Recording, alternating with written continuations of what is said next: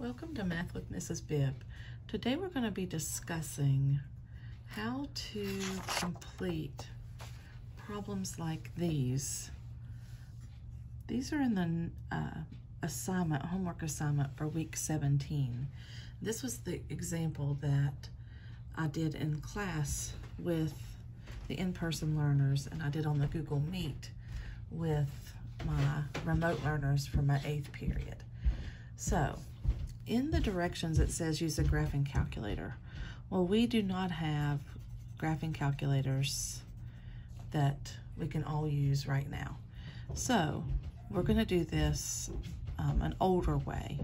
We're going to make our own scatter plot using graph paper or gridded paper, and we're going to determine our scale first. Our x-axis will be the length and our y-axis will be the cost.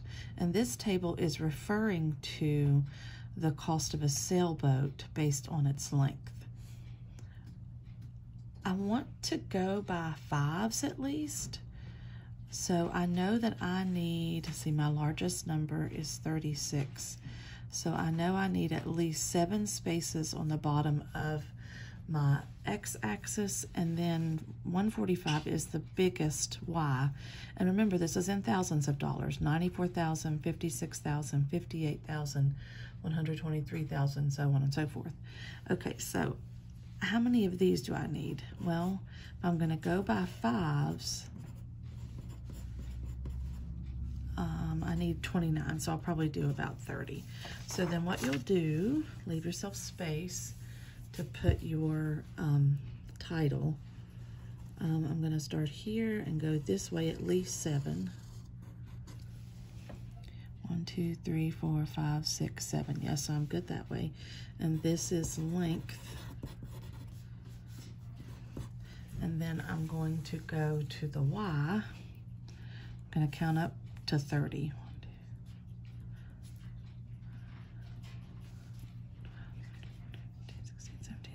19, 20, 21, 22, 23, 24, 25, 26, 27, 28, 29, 30. And I don't do very well at drawing straight. If I had a ruler, I might be a little better, but no guarantee. Okay, and then this is the cost.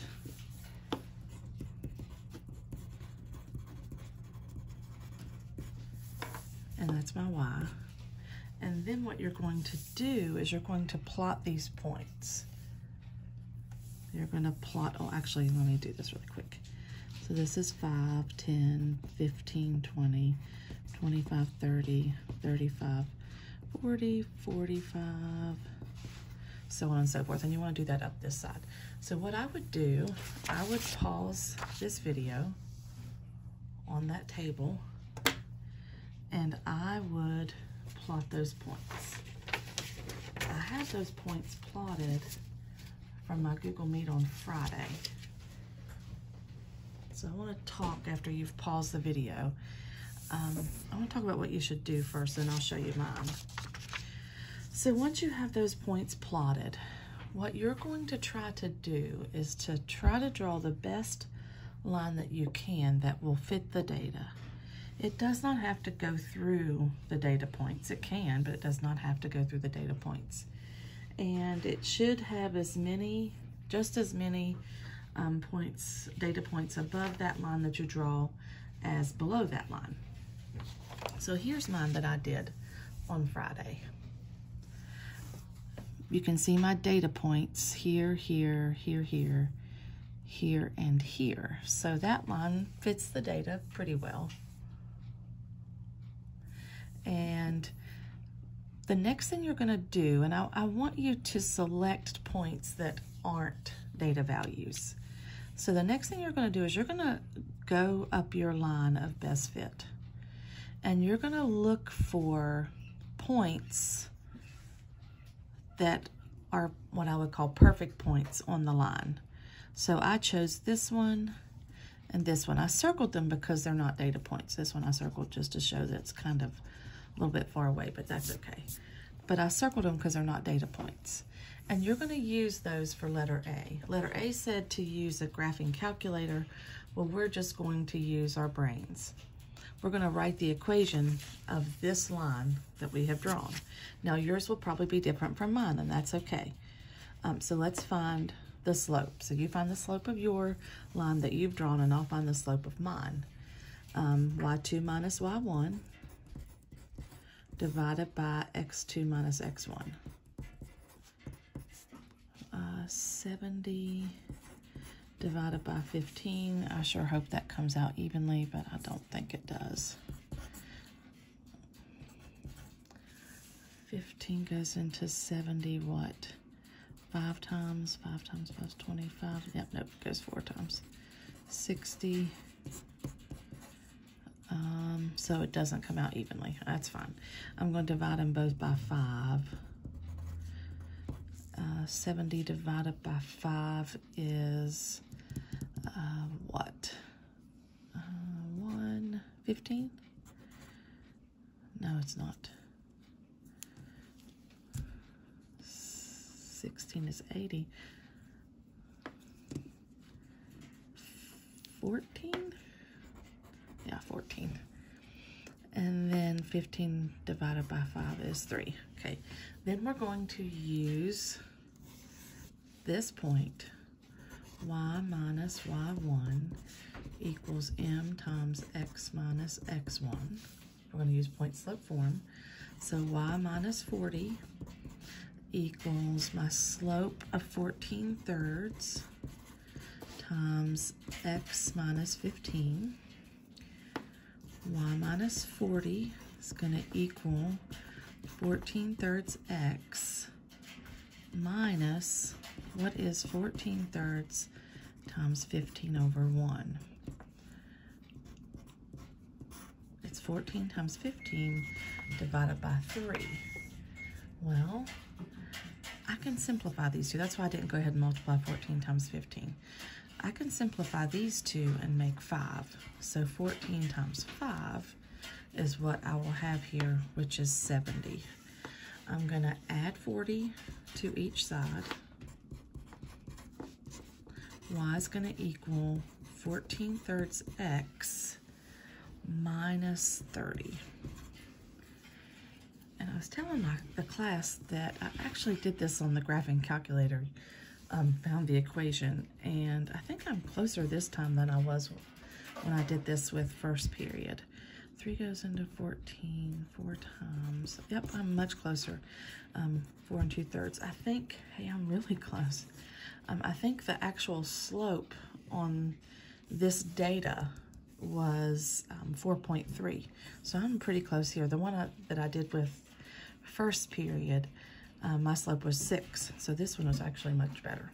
Okay, anyway, so that's my answer to letter A. That's the equation of the line of best fit. Okay, letter B, you're going to omit this one. The calculator will tell you the correlation coefficient. I do not expect you to calculate that by hand. It's a long, tedious process, and so I don't expect you to calculate that by hand. Letter C asks you to, and I'll go show you the problem, it asks you to interpret the slope and the y-intercept of the line of best fit. So let's talk about the slope. Slope is the change in y over the change in x. Here, the cost is my y in thousands, and the length of the sailboat is my x in feet. So according to my slope, every 3 feet of sailboat will add an additional cost of $14,000. So when I left off the word cost, $14,000. Okay, so that's my interpretation of the slope. For my y-intercept, I've got a y-intercept of -30. That ordered pair would be 0, -30. Now, what does this mean? It means, first of all, that at 0 feet, the cost would be negative 30,000. Now, does that make sense in the real world? So this does not have a real world context here, that actual y-intercept. And I do see now why last year my students would try to make their line of best fit go through the origin. So I definitely understand why they would do that, because that wouldn't make real world sense. A 0 foot sailboat would cost $0. So that would make sense, but that does not really have a real world context, but that's what it means. That's your starting or initial value. That's what that y-intercept is in every mathematical line of fit, or if you're talking about quadratic data, that's your initial value where it crosses the y-axis. Okay, so moving on to letter D. Letter D says, approximate the cost of a sailboat that is 20 feet long. Now here is something that I want you to remember. A line of best fit is also called a prediction equation. It's used to predict values. So I'm going to put 20 somewhere in that equation that I just got. Well, what does this number stand for? So hopefully you look at your table and you see it says feet. So this stands for X. I'm going to put 20 in for X.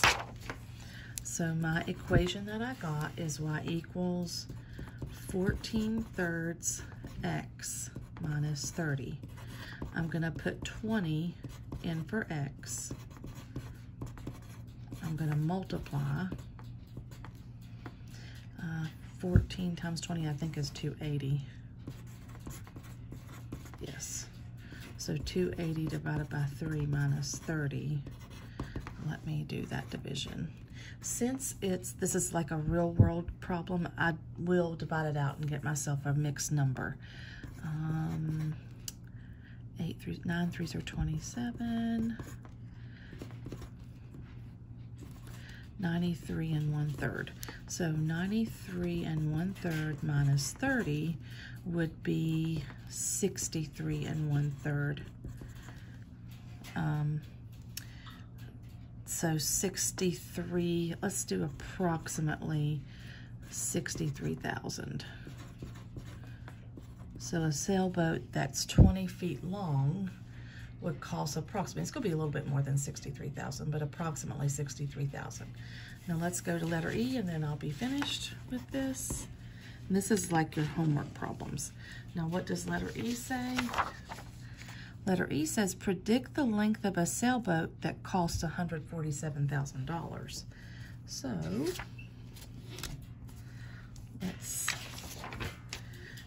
so the cost is $147,000, which in our table, that would be 147. So we have to remember that. We're going to use y equals the prediction equation that I got, and you can use the prediction equation that you got for these. And we're not going to have the exact same answers, and that's okay. Where am I going to put 147? Well, that's cost, and that's my y value. So I'm going to put it in for y. I'm going to add 30 to both sides. So that's what, 177? I'm going to multiply by 3 first.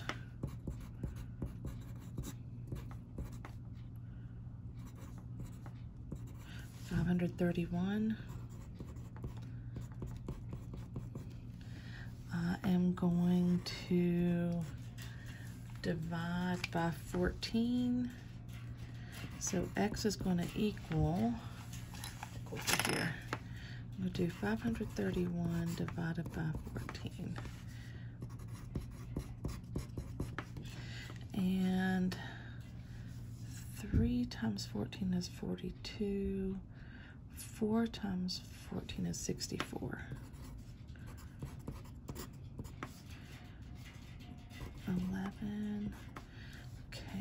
5 times 14 is 70, 6 times 14 is 84, 7 times 14 is 98, and 8 times 14 is 112, I believe. So we're going to do 7.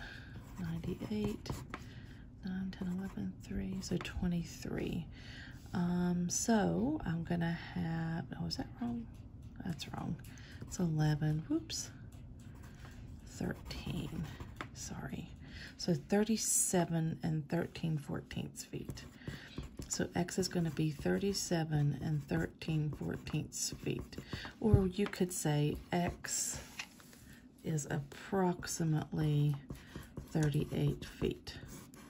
Okay, so that's how you're going to do your homework problems. You are going to make your scatter plot, choose your 2 points, find the slope, use point slope form to find your equation, interpret your slope and y-intercept, and then use your equation that you found to predict the values. You're going to substitute them in the proper place in the equation to find your answers. I hope that helps. Have a wonderful day.